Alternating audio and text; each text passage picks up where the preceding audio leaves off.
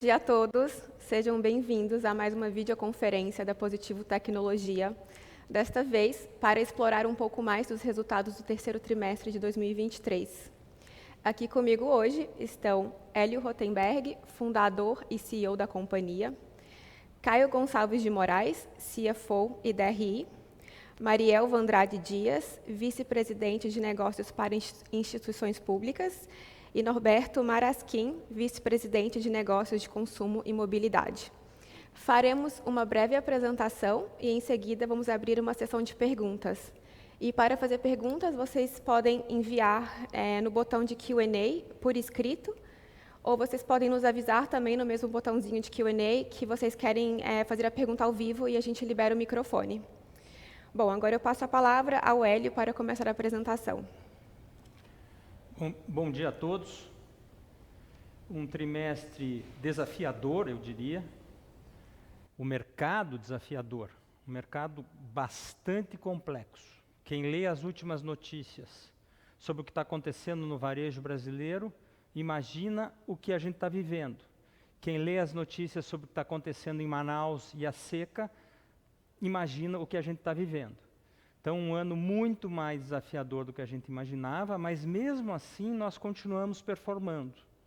Nós continuamos dando resultado positivo, nós continuamos aumentando nossa margem EBITDA, ou seja, apesar de um faturamento um pouco melhor, a gente está gerando caixa, nós estamos gerando EBITDA, nós estamos gerando lucro. Isso nos deixa muito felizes.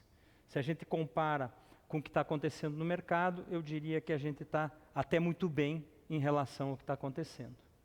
Nossa receita bruta de 1 bi 33, sim, menor do que ano passado, mas se a gente comparar com o que aconteceu no mesmo período do ano passado, com alguns on-timers, a gente até está bastante bem. Um EBITDA de 122 milhões, um aumento da margem EBITDA, né, um lucro de 29 milhões, menor do que o trimestre equivalente, mas a gente teve um one-timer de 19 milhões e um negativo desse mesmo one-timer de 4 milhões esse ano. Se a gente expurgar isso, mais ou menos em linha com o terceiro trimestre do ano passado, mesmo com faturamento menor. E um índice de alavancagem menor, ou seja, estamos diminuindo o nosso endividamento, estamos gerando caixa, estamos gerando bastante caixa, geramos mais 105 milhões de caixa nesse trimestre, apesar de estar estocando para um trimestre muito forte, que é o quarto trimestre. Vamos ter um quarto trimestre muito forte, nós diminuímos o nosso guidance, mas mesmo assim leva a um quarto trimestre bastante grande, dentro do guidance um trimestre entre 1,8 e 2 bilhões de reais, com quase todos os pedidos em casa, com uma chance muito grande de que aconteça. E então estoca-se para esse trimestre mais forte, e mesmo assim a gente gera caixa, mesmo assim a gente está com um índice melhor. Pode passar, por favor. Só lembrando que é o nosso modelo de negócios, nós temos uma área de commercial, em que a gente vende PCs, a nossa origem, da onde a gente vem, né, sempre produzimos PCs. O hardware as a service, a gente cada vez diversificando mais no hardware as a service, já os servidores começam também a serem vendidos a partir dessa modalidade, ou seja, alugados. As soluções de pagamento que vão muito bem no trimestre, a gente vai falar um pouco mais para frente. O Positivo Tech Services ganhando corpo, ganhando tração a nossa área de serviços, a tecnologia educacional, Service Solution, os tablets, Positivo Seg.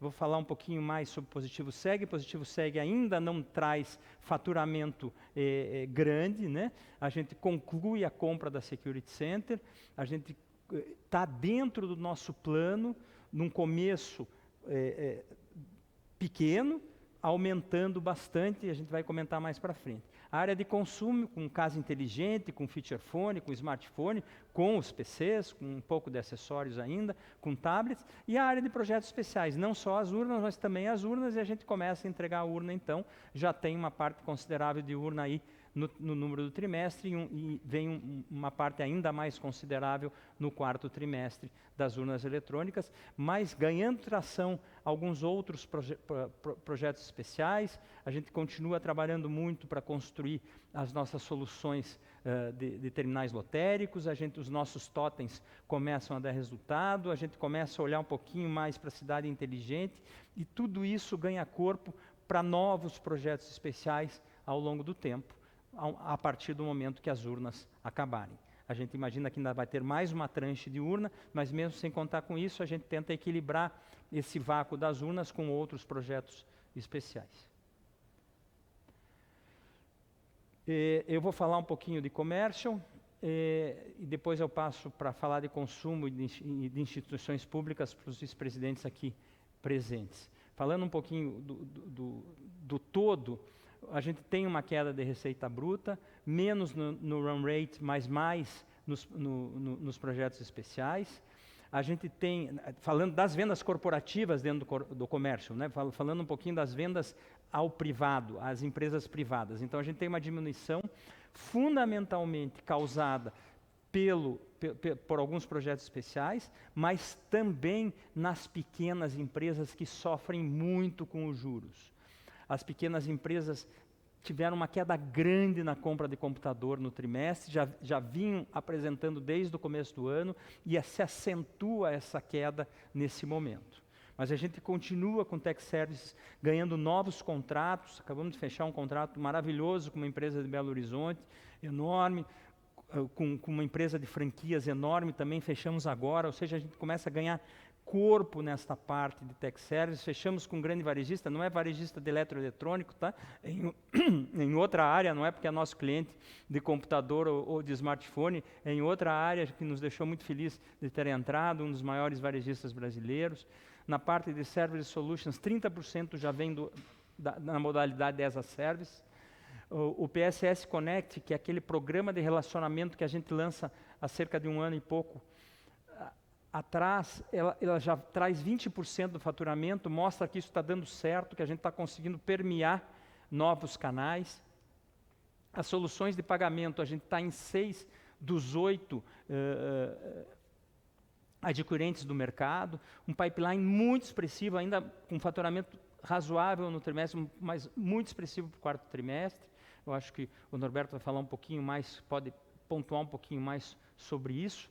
E positivo segue, então, a integração da Security Center, a gente implementa o programa de canais, todo o começo é complexo, a gente vai indo muito bem, conquistando cada vez mais integradores e revendedores, alguns do líder, alguns não do líder. Essa é a boa notícia, tem muito integrador e muito revendedor que não está no programa do líder do mercado, porque já está poluído naquela região com integradores do líder, então tem uma chance muito grande da gente conseguir absorver isso para a nossa linha. A nossa linha de produtos começa a aumentar, a gente começa a compor soluções com produtos positivos e produtos de terceiros, e isso está indo muito bem. É o começo, ainda não é representativo, mas a gente segue o nosso plano a passos largos. A integração da Security Center foi muito bem, concluímos essa integração. Só dando um exemplo do que a gente mais gosta, que são os projetos integrados, né, em que a gente fornece desde o computador até os serviços agregados, ou seja, a gente é quase que uma terceirização da informática daquela empresa, daquele órgão para nós. A gente fez primeiro com o SESI, agora a gente faz com o EASSE, e vai muito bem. A gente faz esse piloto em 177 escolas, que possivelmente seja ampliado para mais de 2.000 escolas no ano que vem. Eu queria então, pode passar, por favor? Eu vou passar para o Norberto falar um pouquinho da área de consumo, especificamente. Bom dia a todos.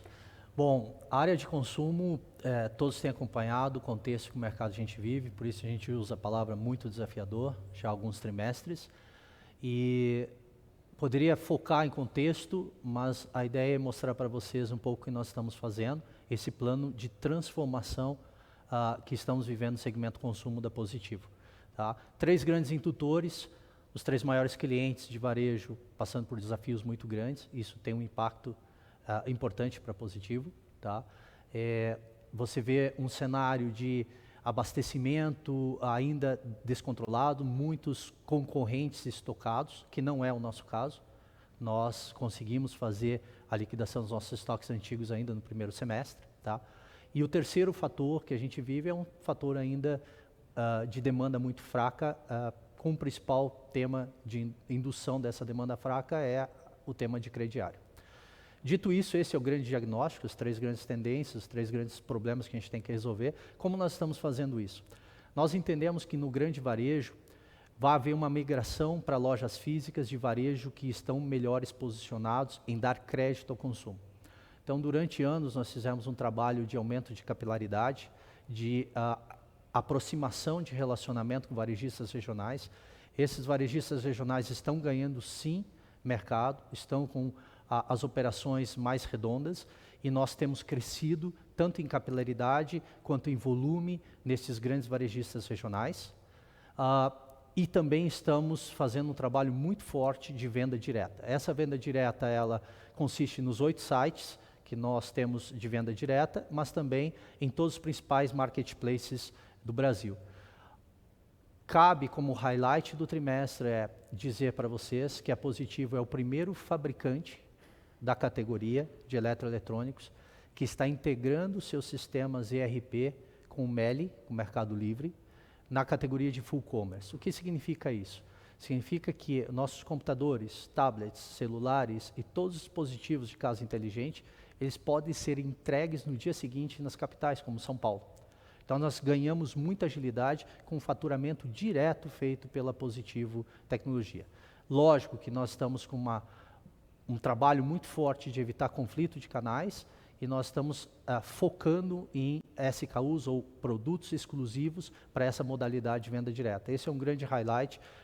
A venda direta nossa tem crescido a passos largos, triplicamos ano contra ano, e a gente espera que esse desempenho só melhore daqui para frente, porque nós estamos muito avançados versus a nossa concorrência. Quando a gente vai para o cenário de mercado, que você vê muita gente estocado com produto velho, quem que ganha essa batalha? Quem traz inovação? Então nós fizemos uma grande virada de chave no nosso portfólio, em todos os segmentos. Começa por PCs com a nossa linha Vision, que nós apresentamos para vocês no Positivo Day. Vai para tablets, onde estamos ganhando market share a passos agigantados, mesmo num cenário de demanda reprimida, ou de queda ano contra ano. E o grande crescimento de tablets não está só nos tablets infantis, mas também no segmento premium de tablets, mid-high, com o tablet Vaio. É uma grata surpresa dizer que as nossas vendas continuam avançando a passos largos. E não paramos aí. Com o Infinix, apostamos em lançamentos de produtos mais bem configurados. Antes, existiam muitos analistas que diziam, mas a Positivo consegue vender smartphone na faixa de R$2.000, e o Note 30 5G é a demonstração que nós podemos.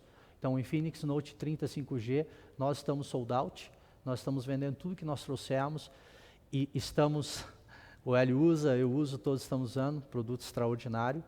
Então a gente está penetrando categorias de produto que antes a gente não penetrava. Tudo isso ajuda a gente fazer bem feito, tá? E por isso as nossas margens estão melhorando, e por isso que o nosso inventário tem se mantido bastante em mãos. Por último, e não menos importante, em consumo, dado todo esse cenário desafiador, o que nós temos feito é comprar menos. É melhor, o Hélio fala para a gente tem seguido isso, é melhor faltar que sobrar. Então, nós poderíamos até ter tido uma receita um pouco melhor em Q13, no Q4, mas a gente, na dúvida, a gente compra um pouco menos para que não fiquem nossos inventários e que não o custo financeiro, o capital de giro não onere. Como eu não tenho produtos sobrando dentro de casa, eu consigo defender melhor a minha margem nas negociações com os varejistas ou com os diferentes canais que a gente faz. Então esse é um breve resumo, queria focar muito mais no que a gente tem feito. Essa transformação realmente tem trazido resultados, o time de RI tem mostrado a vocês. Nós, trimestre a trimestre, viemos recuperando toda a margem e também a receita do segmento de consumo. Esperamos daqui para frente que essas ações cheguem a uma maturidade maior e que a gente continue nesse projeto de expansão, de ganho de market share e também de rentabilidade. Mari vai falar um pouquinho das instituições públicas agora. Bom dia a todos. Com relação às instituições públicas, nós tivemos um terceiro TRI relativamente fraco, principalmente porque o terceiro TRI de referência e o ano de referência foi um ano de eleições, as maiores eleições para governo federal e governo estadual, e que normalmente o volume é alto. aquecido ainda pela necessidade de compras para a infraestrutura tecnológica do governo. Nosso TRI baixo ainda deve-se também ao atraso na chegada dos insumos, principalmente por conta da estiagem em Manaus, e também pela postergação da chegada de alguns pedidos devido ao atraso nas nomeações dos gestores de governo. Mas o nosso backlog de contratação é de 1,4 bilhões e nós estamos com uma expectativa bem forte quanto ao quarto trimestre, porque temos aí as chegadas dos insumos acontecendo. Temos uma expectativa de um grande faturamento, principalmente em novembro e dezembro. Nosso pipeline está na ordem de 5,5 bilhões, é um pipeline que acreditamos que ainda vai crescer, porque a transformação digital só está começando no governo, há necessidade de renovação de parques e o governo precisa fazer a infraestrutura forte para poder entregar um serviço de valor a todos nós, cidadãos. Basicamente é isso em governo. Os destaques financeiros agora, com o Caio. Vamos lá. Bom, como já foi destacado por todos aqui, né, a gente navega um contexto macroeconômico ainda muito desafiador, né? Os juros começando uma trajetória de baixa, mas ainda muito elevados. Aperto de crédito, consumidor receoso em apostar em bens de consumo mais duráveis, além de tudo, endividado. Tá? Mas, apesar disso, a gente iniciou uma trajetória de recuperação de receitas, como a gente consegue ver aqui nesse gráfico. Né? Já estamos crescendo 13% versus o trimestre anterior, calcado uma recuperação gradual do mercado de consumo, né, como o Norberto bem destacou, e na venda de projetos especiais, né, nesse trimestre especificamente. Nós também destacamos a aceleração das receitas de soluções de pagamento, crescemos 83% no terceiro trimestre versus o terceiro trimestre do ano anterior, e das receitas com serviços, incluindo aí o RaaS, com crescimento também de 13% nesse terceiro TRI contra o terceiro TRI do ano anterior. Se a gente for para o próximo agora, falando um pouquinho de lucro bruto e margem bruta. Né? Como a gente já viu, né, bem evidenciado no trimestre anterior, a gente segue com um nível bastante robusto de margem bruta, né, em função de um melhor mix de receitas nos diferentes canais de venda da companhia, então segmento de consumo recuperando margens, como o Norberto pontuou, tanto em PCs quanto em mobilidade, os segmentos público e corporativo com um portfólio mais completo, que envolve mais serviços, né, mais RaaS, e o maior peso de projetos especiais na receita nesse trimestre. Além, no custo de insumos e matérias-primas, mais favorável contra o ano anterior. Tá? E aí, obviamente, se a gente for falar de EBITDA, essa mesma dinâmica vai impactar também o nosso EBITDA.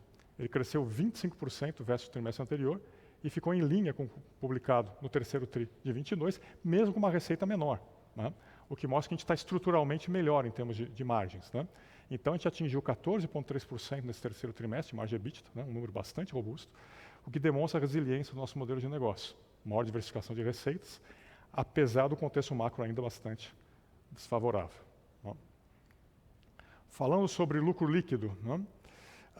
Quando a gente faz uma análise comparativa do lucro entre esse trimestre e o mesmo trimestre ano passado, a gente tem que destacar que no terceiro trimestre do ano passado, a gente tinha, né, o resultado contábil continha 19 milhões de ganhos advindos da liquidação de instrumentos de TRS, né, o famoso equity swap. Né, nós utilizamos para compra de ações.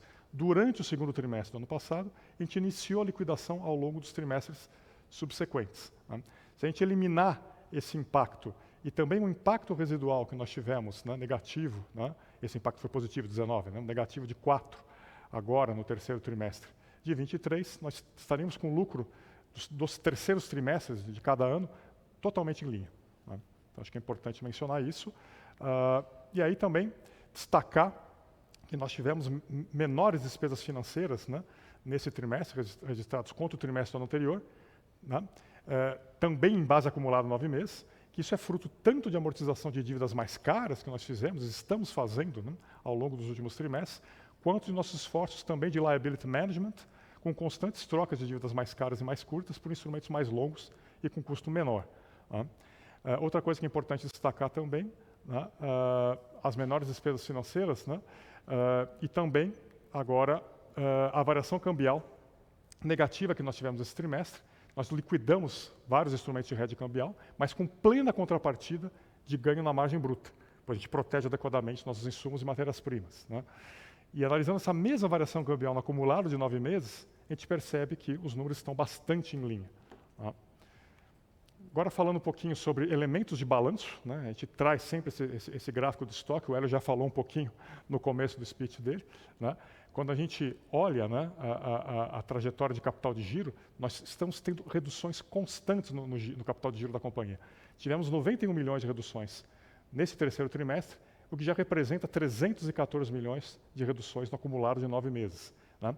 Mesmo com essa redução, a gente apresenta um crescimento em nossos estoques, mas que está totalmente correlacionado com as nossas projeções de vendas para o quarto trimestre, que são projeções de um trimestre muito forte, né?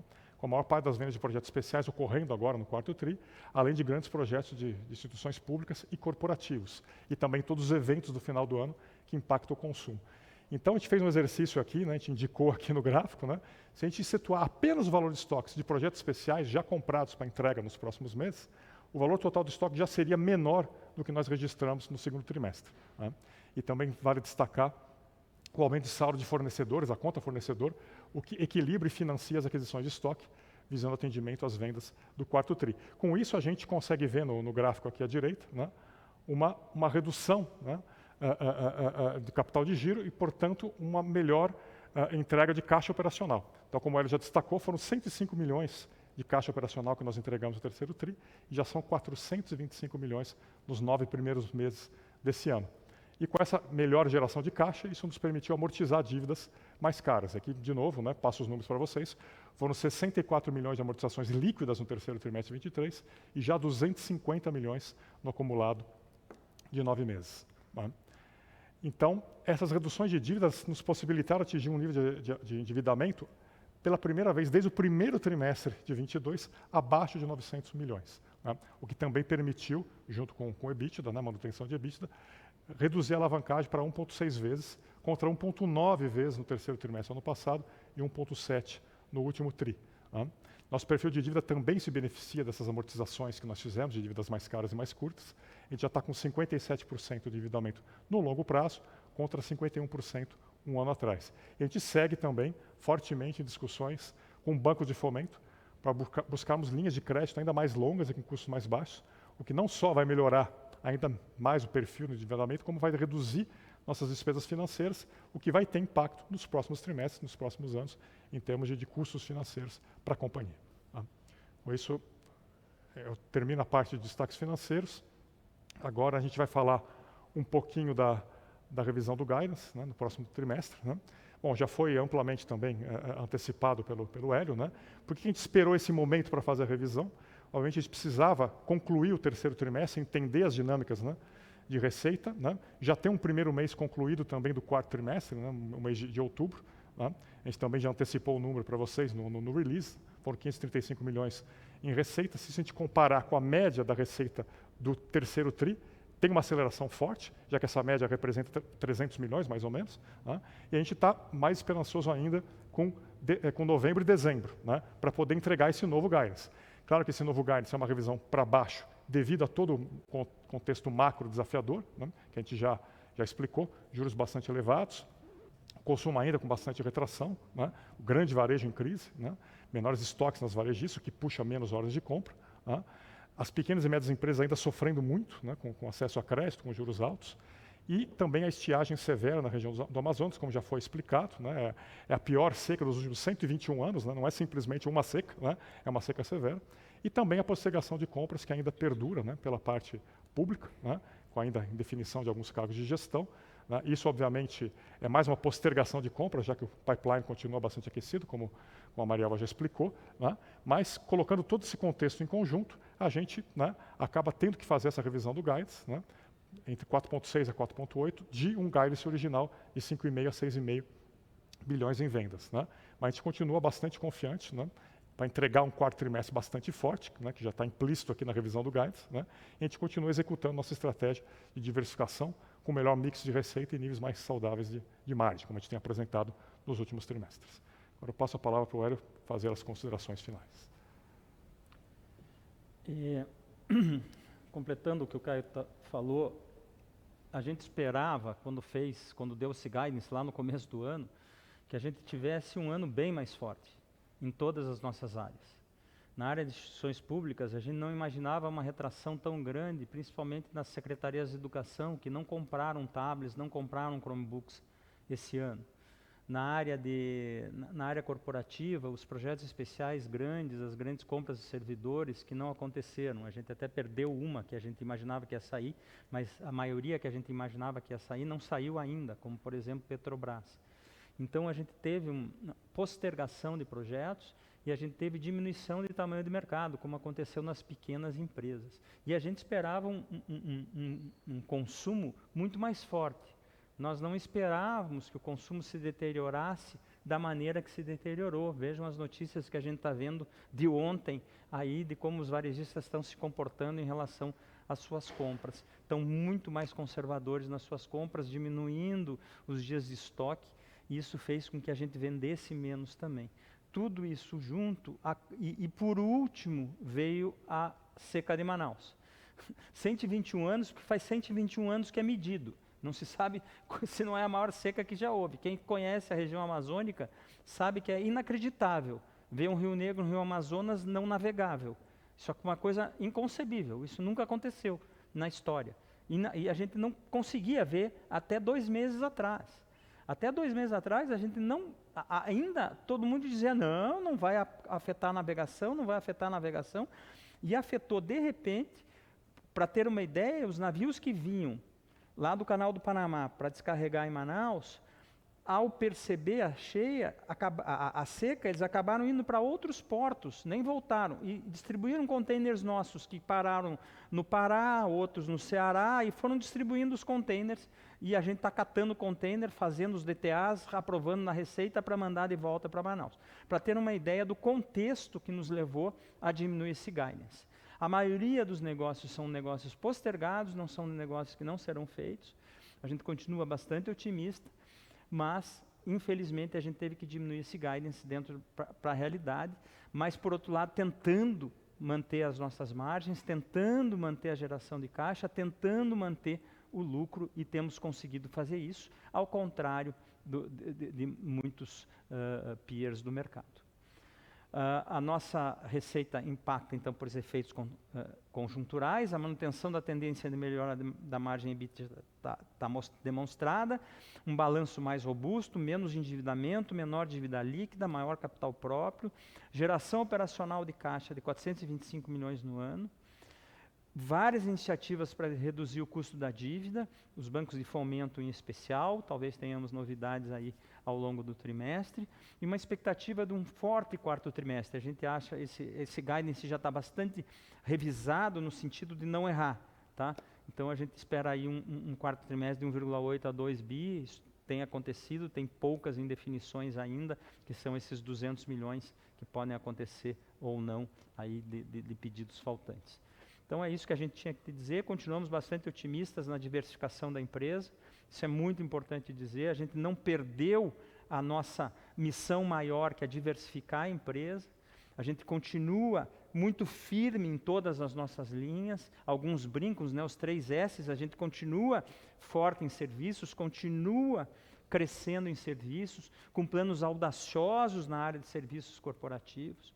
Na área de segurança, como eu já disse, a gente começa a nossa jornada, é uma jornada para ser significativo daqui a 3 a 5 anos, mas estamos firmes nela e achamos que vamos vencer. Os servidores, né, o terceiro S, só na brincadeira dos 3 S's, continuam performando, não houve os projetos especiais que a gente esperava, mas no run rate nós estamos crescendo, ano contra ano, vamos continuar crescendo, nosso programa de canais dando certo, a gente começando a alocar servidores, já bastante significativa a alocação de servidores. A área de máquinas de pagamento, por outro lado, muito bem, entramos muito bem nesse mercado, há um consumo muito grande de máquinas inteligentes, há uma substituição de máquinas chamadas Linux, as máquinas burras por máquinas inteligentes, onde a gente tem liderança, e a gente vende cada vez mais, deve apresentar um número robusto no último trimestre de máquinas de pagamento. Então a diversificação está dando certo, a gente mantém ela bastante focado nela, e eu acho que a gente vai ter aí boas surpresas no futuro dessa empresa, nesse novo patamar de faturamento dela. Tudo bem, diminuímos um pouco, mas a partir desse patamar pretendemos crescer, pretendemos trazer uma lucratividade crescente. Muito obrigado. Obrigada, pessoal. Bom, agora a gente passa para a sessão de perguntas. Lembrando que para enviar uma pergunta, você pode clicar no botão de Q&A no canto inferior da tela. Já temos aqui uma pergunta na fila do Marco Nardini, da XP, e ele vai fazer a pergunta ao vivo. Aí pode liberar o microfone, por favor. O time positivo. Obrigado por pegar a minha pergunta. Eu tenho duas aqui do meu lado. A primeira é sobre expectativa agora para o quarto TRI de receita diurna. E também queria explorar um pouco o potencial de impacto positivo aqui de margem que a gente pode esperar para esse quarto TRI, dado que a margem das urnas vai ser maior, é maior e vai ter um impacto relevante. E a segunda pergunta é sobre positivo SEG. Se vocês puderem compartilhar um pouco sobre as primeiras impressões e as primeiras experiências aí com a Security Center e também quando que a gente deve ver uma receita mais representativa nesse segmento. Por favor, obrigado. Primeira pergunta, acho que eu já falei algumas coisas durante a apresentação, o Caio também, todos falaram, o quarto trimestre está praticamente dado, a gente está bastante otimista aí nesse entre 1,8 e 2 bi de faturamento no trimestre. Já fizemos 535 em outubro e devemos manter essa força aí, estamos bastante fortes nessa atoada. A grande dúvida nesses 200 milhões, parte é a seca de Manaus, para saber o que vai conseguir recuperar desses contêineres ou o que não. Parte são alguns pedidos faltantes, que são essa dúvida dos 200 milhões. A margem, a gente não dá guidance de margem, mas a tendência parece positiva aí em relação a isso, principalmente com relação ao mix para o último trimestre. Com relação ao positivo SEG, nós estamos indo dentro do plano, com muita cadência, mas vai demorar um pouquinho ainda para ele ser significativo no faturamento. Tá? A gente começa pequeno, a gente está montando o programa de canais, nós temos que atrair os revendedores, os integradores. A compra da Security Center veio muito bem, começar do zero seria muito mais difícil, mas nós lançamos o programa e nós estamos batendo o bumbo para a coisa acontecer. Mas a significância no faturamento e na margem ainda demora um pouco. Perfeito, Hélio, obrigado. Obrigada, Marco. A próxima pergunta é do André Salles, da UBS, que também vai fazer a pergunta ao vivo. Podem liberar o microfone, por favor. Obrigado, Rafaela. Bom dia, Hélio, Caio, todo o time da Positivo aqui. Eu queria explorar um pouquinho melhor a dinâmica aqui da receita para o quarto trimestre, né? Se a gente pegar aqui um bi de receita que vocês fizeram, né, no terceiro TRI, e tentar montar o que seria uma ponte aqui para chegar nos 1 bi 800 a 2 bi do quarto trimestre, quais seriam as alavancas aqui, né? Vocês já mencionaram urnas, mas já tem urna nesse trimestre. Eu queria entender um pouquinho melhor de onde vem esse crescimento tão forte que vocês estão vendo para o quarto trimestre, tá? E uma segunda pergunta sobre a seca lá do estado do Amazonas. Vocês veem isso como um impacto um pouco mais limitado aqui no terceiro, quarto TRI, ou algo que deveria impactar um pouco mais para frente também? Já teve alguma melhora? André, eu não consegui entender o começo da tua segunda pergunta. Não, era sobre sobre a seca no estado do Amazonas. Se seria um impacto mais limitado agora ao terceiro ou quarto trimestre, ou se vocês veem essa situação perdurando um pouquinho mais adiante. Ok. Sobre esse mapa de receita para 1 bi 802, você tem urna forte, você tem instituições públicas forte, você tem um varejo mais forte, tá? E você tem máquinas de pagamento mais forte. Basicamente é isso, né, Caio? Essas 4 áreas que crescem. Tá? Quanto à seca, o maior efeito, uma parte em setembro, o maior efeito outubro e novembro. Tá? A gente não vê que afeta a partir de janeiro. Tá? Eu acho que a gente já tomou todas as providências, o rio começou a subir, né? Eu acredito que em dezembro já esteja normalizada a navegabilidade, mas independente da navegabilidade, a gente tomou providência afetando um pouquinho o custo da matéria-prima, trazendo muita coisa CIER para evitar o porto de Manaus. Bom, obrigado, Hélio. Obrigado, André. Obrigada, André.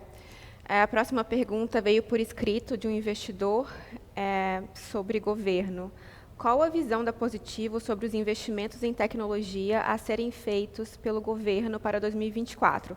Deve incluir RaaS, serviços, educacional, infra? E outra pergunta sobre o guidance, se vocês acham que uma parte da receita esperada para o ano escorregou para 2024, de instituições públicas, né? Eu respondo a segunda e já passo para a Mari responder a primeira. Sim, parte da receita escorregou para 2024, tá? Parte significativa da receita. Passo agora para a Mari tentar responder. Ok, enxergamos sim o governo migrando para a compra de serviços. A exemplo do projeto do SESI, que foi um sucesso, grandes ministérios já estão preparando novos editais para compra de serviços. Nós também estamos enxergando um pipeline bem aquecido de serviços em geral, né, para fazer a TI do órgão público. Então, acreditamos muito, sim, que vem muita receita por aí. Obrigada, Mari. A próxima pergunta do Miguel Noronha, também um investidor, que está fazendo uma pergunta para o Norberto. Bom dia, obrigado pela apresentação. Qual a aposta de vocês na Lean Phoenix? Por ter um preço maior, você entra em um segmento extremamente competitivo e margens exprimidas. Qual o diferencial de vocês para vencer nesse segmento e como esperam continuar crescendo no mercado que está caindo? Vamos lá. O mercado de smartphones, a margem é muito mais apertada quando você vai mais na entrada. Quer dizer, os produtos mais baratos, normalmente, eles têm uma margem mais espremida. Quando você sobe o teu portfólio, você consegue ter tração de vendas, a tendência é que a sua margem recupere levemente. Não é um mercado de margem muito grande, mas é um mercado que o capital de giro é mais acelerado que os outros produtos da empresa. Veja, nós trazemos mais rápido e o produto gira com uma frequência maior. Então, o mercado de smartphone é maior. Sim, o mercado está caindo, o mercado oficial no Brasil está caindo.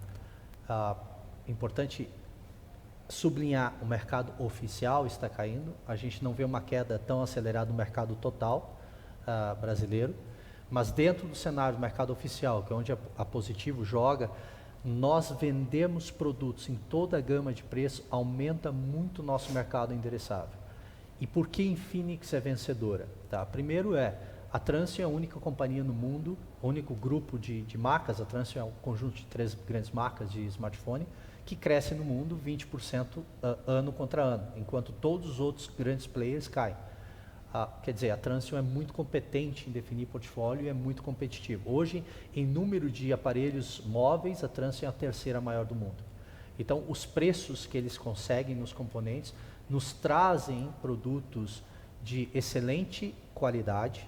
Primeiro ponto, os índices de quebra de Infinix são 2 vezes e meio menor do que os líderes de mercado. Então, a gente entrega um produto muito mais qualidade, com features, com prestações melhores, tá? E muito competitivo. Então a gente não tem encontrado barreiras muito grandes de sell-in e de sell-out. A marca é o grande desafio, porque pouca gente ainda conhece a Infinix, então os investimentos nossos têm sido concentrados na criação dessa marca. Nossas campanhas Always On, tem muito de online, mas também tem mídia offline, que a gente continua fazendo, para que essa marca seja cada vez mais conhecida. O boca a boca, o peer-to-peer, é algo que tem dado muito efeito no crescimento de Infinix. Nós temos, e dá um dado para vocês, alguns varejistas que nós já atingimos a marca de 15% a 20% de market share. Então, hoje o nosso trabalho é, em todo varejista que a gente entra, crescer em relevância, romper a barreira do 1, 2, 3% de market share, para que ele abasteça as lojas, que ele coloque foco no online na marca Infinix. Eu acho que te dei uma resposta bem completa, que pegou todos os P's relacionados, seja de produto, seja preço, seja praça que a gente distribui e seja a publicidade que a gente está fazendo. Então a gente está bem animado, é lógico, a gente vai conservador, a gente não está arriscando volumes muito altos, porque a gente quer gerar realmente essa sensação de que o produto vende bem e que falta estoque para vender. Eu acho que esse é o trabalho de médio e longo prazo, é um trabalho no mercado gigantesco que a gente vai vencer, não de curto, mas de médio e longo prazo, tá bom? Obrigada, Norberto. Mais uma para você agora, do Cláudio Stocco. Pode falar mais um pouco sobre o setor de soluções de pagamento? Como está o crescimento? Veja, em soluções de pagamento é muito interessante. Eu sou entusiasta porque isso nasceu dentro da área de mobilidade. Nós temos uma tecnologia única no mundo. A Positivo foi a primeira empresa no mundo que saiu de dispositivos Android e entrou em dispositivos de segurança bancária para meios de pagamento. Nós revolucionamos isso, tá? Nós fomos os primeiros, isso em 2016 nós começamos. Isso nos trouxe expertise. Hoje nós temos mais de 50 engenheiros trabalhando nessa frente, com muito desenvolvimento de propriedade intelectual, tá? E essa diferenciação de produto, veja, a gente não compra componentes em pacote e venda, a gente faz uma solução. As maquininhas de pagamento Positivo, elas têm muito investimento, muita engenharia em software. Quando a gente entra em grandes clientes como a Rede, a Cielo, a Stone, e eles começam a notar que a performance do nosso produto em campo tem grandes diferenciações, o total cost deles é muito melhor para Positivo do que os concorrentes, começa a ocorrer uma migração gradual do parque antigo, dos fornecedores antigos, para a melhor solução de mercado. Hoje eu posso dizer, de forma muito otimista, que nós temos a melhor solução de pagamentos em maquininhas no Brasil, tá? E nós somos benchmark global. Então, o meu entusiasmo é porque em todos os clientes que a gente entra, a gente cresce em share, e os clientes que a gente ainda não estavam presentes estão abrindo as portas para nós. Então, é um futuro de um negócio extraordinário. Não obstante, é uma máquina que fica 5 anos no mercado, não obstante, é uma máquina que tem que voltar aos nossos laboratórios para que a gente faça inserção das chaves seguras, etc. Isso gera uma receita recorrente. A margem que a gente obtém dessa receita recorrente, ela é cerca de 1/3 da margem total. Quer dizer, a gente tem 2/3 na venda do hardware, mais 1/3 em serviços recorrentes, especialmente break and fix, mas também alguns valores agregados, como a gestão desse parque de máquinas em campo, que vem ao longo desse negócio. Então, é algo que tem surpreendido a gente positivamente. Nós temos um time brilhante à frente dessa avenida, e é uma das avenidas que está dando muito certo, né? Sem dúvida. Próxima pergunta de Otávio Moreira, acionista da companhia. Pergunta para você de novo, Norberto, sobre consumo e varejo. Entendi que vocês não estão parados esperando a crise no varejo passar. Quais as suas perspectivas para os canais de consumo para o próximo ano? Como vocês pretendem navegar esse cenário turbulento? A demanda ela está fraca, e a gente não acredita uma demanda muito grande de consumo no próximo ano, tá? Nós acreditamos no mercado de lado até caindo em algumas categorias. Mas a demanda está lá, então a gente tem que capturar essa demanda onde quer que ela esteja. Nós notamos que existe essa grande tendência do online, nossas categorias cada vez mais estão indo para o online. Então, no online a gente tem desenvolvido portfólio e produtos diferenciados através de canais diferentes, tá? Então, o nosso canal online, quando eu falo para vocês, olha, a Positivo integrou no Full com o Meli, a gente vai integrar com a Amazon, a gente vai integrar com o Magalu e com todos os grandes marketplaces. Esse é o nosso objetivo. Nós queremos triplicar esse canal logo. Assim, é um canal que está em franca expansão, tá? E para nós, claramente, é uma tendência que não tem volta. Não obstante, a grande parte do consumo brasileiro ele é fomentado pelo crédito, o crediário, né? O carnezinho. Esse carnezinho ele continua vivo. As bandeiras de cartões reduziram os limites, tem muita gente endividada no rotativo de cartão de crédito. Então, o varejista que consegue dar crédito, eu tenho experiências de varejistas regionais que estão crescendo 70% no crediário, ano contra ano. 70% com essa crise. Mas como eles fazem isso? Sabendo dar crédito. Aí você fala, mas a inadimplência deles está aumentando? Não é verdade. Tem vários exemplos de varejos que estão crescendo, dando crédito, e com inadimplência menor. Então, essa segunda parte nós reforçaremos ainda mais a nossa presença junto com esse set selecionado de varejistas. Nós temos portfólio definido, time dedicado para a gente dar um melhor serviço, os melhores produtos para eles para crescerem junto com a gente no ano que vem. Com tudo isso, a gente acredita ter um 2024 até menos turbulento e mais previsível que o 2023. Obrigada. A próxima pergunta de Otávio Moreira. Renato Franco, investidor. Bom dia e grato por pegar a minha pergunta. Quanto podemos confiar nessas expectativas para o quarto trimestre, haja visto que na conferência do 2T23, vocês também mostraram muita segurança que o 3T seria forte? Desculpa ter transmitido essa segurança no outro trimestre, mas era o que a gente via naquele momento. Eu diria que agora não é perspectiva, porque está praticamente tudo em casa. Eu diria que o intervalo de confiança entre 4,6, 4,8, 1,8 a 2 no trimestre tem aí uma forte chance de ser realizado. Tá ótimo. Próxima pergunta de Vitor Romeiro, agora para o Caio. Vocês geraram caixa operacional desde o começo do ano. Essa geração deve ficar mais forte agora no final do ano? E qual deve ser a dinâmica de capital de giro para o quarto trimestre e no começo do ano que vem? Perfeito.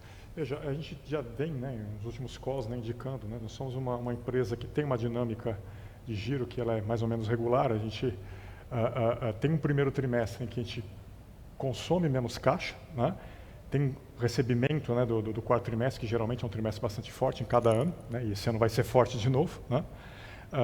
E aí a gente vai consumindo giro ao longo do ano. Quarto trimestre a gente consome também, porque tem muita entrega para fazer, de grandes vendas, grandes eventos no final do ano. Então a gente imagina que esse ano vai ser muito parecido. A gente está gerando caixa sim, agora a gente deve consumir um pouquinho para poder entregar esse quarto trimestre mais forte, mas aí no primeiro trimestre do próximo ano, ao receber essas fortes vendas que a gente vai executar no quarto tri, a gente volta a gerar caixa e reduzir a alavancagem. Então a resposta sim, vamos gerar ainda um pouco mais de caixa, com certeza, principalmente nesse ciclo de 15 meses, que é o ciclo normal de caixa da companhia. Não são 12, é um pouco mais, porque tem que lembrar, o quarto trimestre é forte, a gente transforma esse estoque, inclusive, que a gente está um pouco maior agora, em vendas no quarto tri, e depois transforma essas vendas em caixa no primeiro tri do próximo ano. Obrigada, Caio. Não temos mais perguntas. Hélio, você gostaria de fazer o encerramento? Bom, muito obrigado a todos por nos ouvir. Nós continuamos muito, muito otimistas com o futuro da empresa. Essa diversificação para nós é a nossa razão de viver. Nós estamos muito imbuídos, nós e todos os executivos da empresa, e eu acho que a gente está executando muito bem isso. E isso trará uma empresa diferente daqui a alguns anos, com receitas advindas de outros setores, e isso faz com que a gente tenha uma previsibilidade ano a ano do que a gente pode fazer. Muito obrigado.